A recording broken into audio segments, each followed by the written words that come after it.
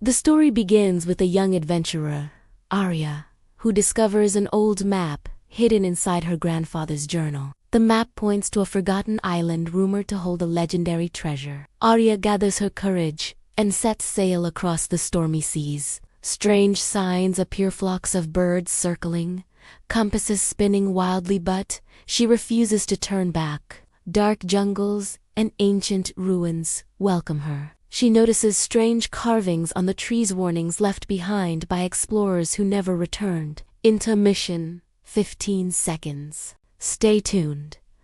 What happens next will change everything. Don't forget to like, share, and subscribe before we continue. Inside the ruins, Aria faces a puzzle of shifting stones. Solving it unlocks a secret passage but also awakens hidden traps. A massive stone guardian comes to life, blocking her path. Aria must use her wit, not strength, to outsmart the creature. At last, Aria reaches the hidden chamber. The treasure glows gold, jewels, and a mysterious artifact said to control the seas. As Aria lifts the artifact, the island begins to collapse. She realizes the true treasure was not gold, but the knowledge her grandfather left behind, and her courage to discover it. Dust motes danced in the slivers of sunlight piercing through the attic's gloom. This was my grandfather's sanctuary,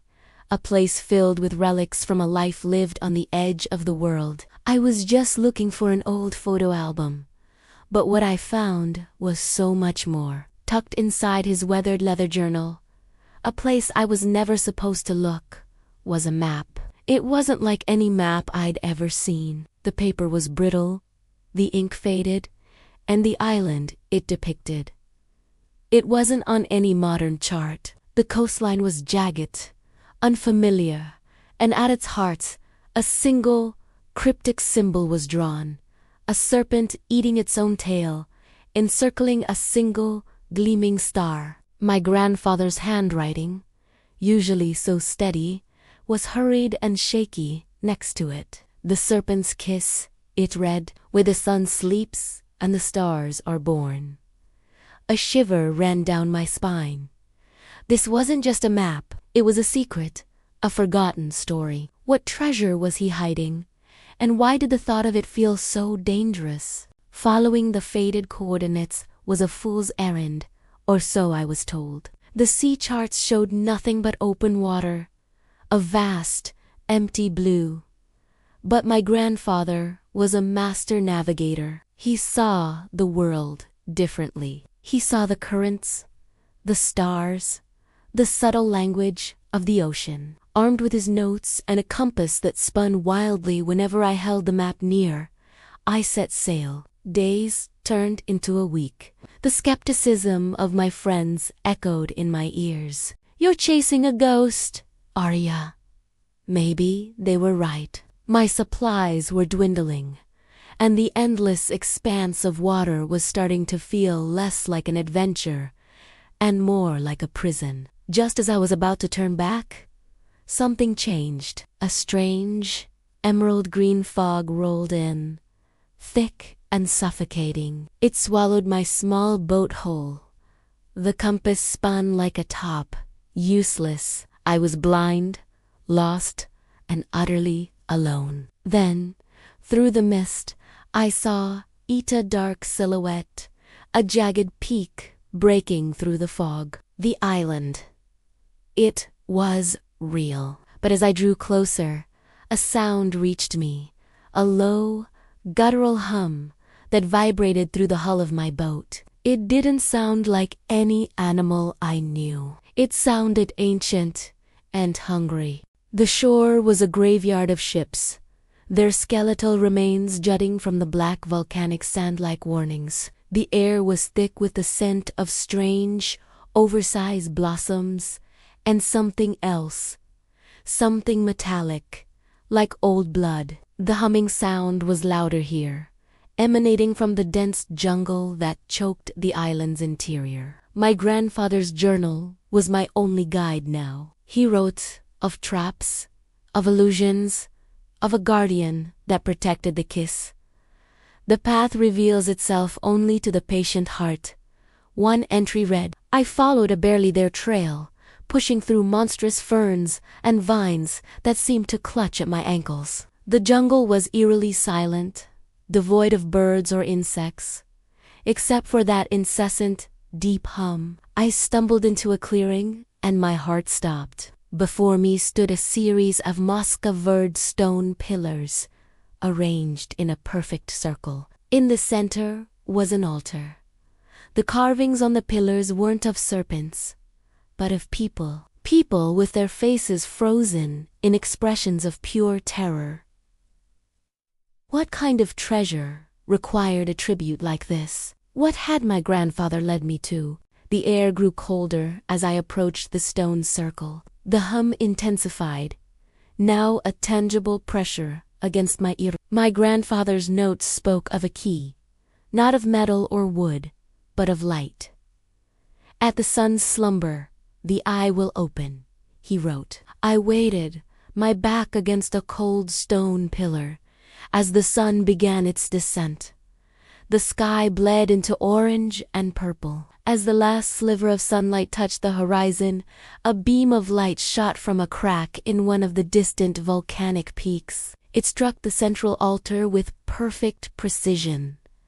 For a moment, nothing happened. Then, with a grinding groan that shook the very ground, the altar stone began to slide away, revealing a dark, descending staircase. The hum from below became a roar, a symphony of something ancient and vast. The entrance was pitch black, and a foul, musty wind rushed out, carrying a scent of decay and something sickly sweet.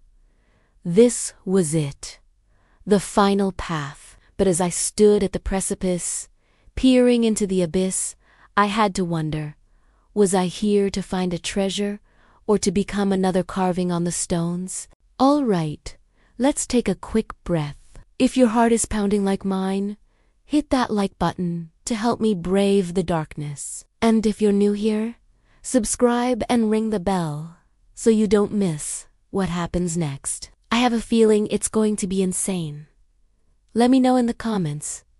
Would you go down those stairs? Okay, break's over. Let's do this. Taking a deep breath, I switched on my headlamp and started down the stairs. The walls were slick with moisture and carved with the same serpent symbol from the map. The roar from below was deafening now, a physical force pushing against me. The staircase opened into a colossal cavern. The beam of my headlamp was swallowed by the sheer, overwhelming darkness. I could feel a vast, open space around me, and the sense of being watched was suffocating. I swept my light across the cavern. For a moment, I saw nothing but rock and shadow. Then, the light caught something, a glint, a sparkle, and then another, and another. My jaw dropped.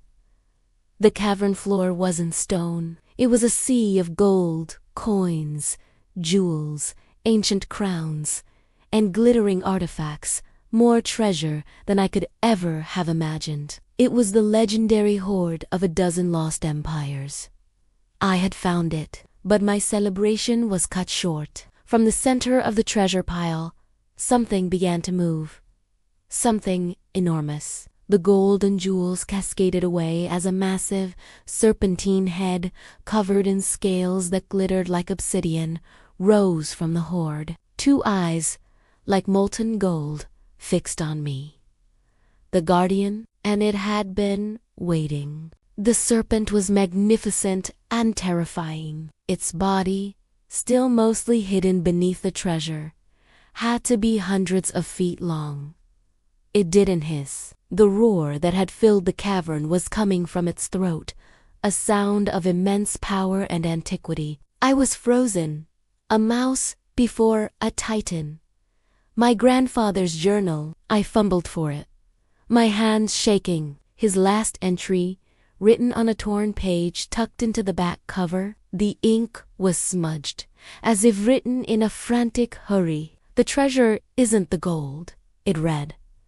The serpent's kiss isn't an object. It's a choice. It guards the heart of the island. Take the gold and you take the curse. Soothe the guardian and you receive its gift. Soothe the guardian. How do you soothe a mythical beast the size of a train? The serpent lowered its head, its golden eyes studying me, not with malice, but with an ancient, weary intelligence. It wasn't attacking, it was waiting. I looked past the beast, deeper into the cavern. Behind the pile of gold was a glowing fissure in the rock, pulsing with a gentle blue light. The heart of the island. The treasure wasn't the gold was a test. My heart hammered against my ribs, but my fear was slowly being replaced by a strange sense of calm. The serpent wasn't a monster. It was a sentry. I thought of my grandfather, of his love for the world's mysteries, his respect for ancient things. He wouldn't have led me here to die. He would have led me here to understand. I took a slow, deliberate step forward, my eyes fixed on the serpents. I didn't reach for the gold. I didn't raise a weapon. I simply walked. The serpent watched my every move, its massive head tracking me. I walked past the glittering mountains of temptation, my boots sinking into priceless coins. I was heading for the blue light, for the heart. As I drew level with the creature's head, I stopped.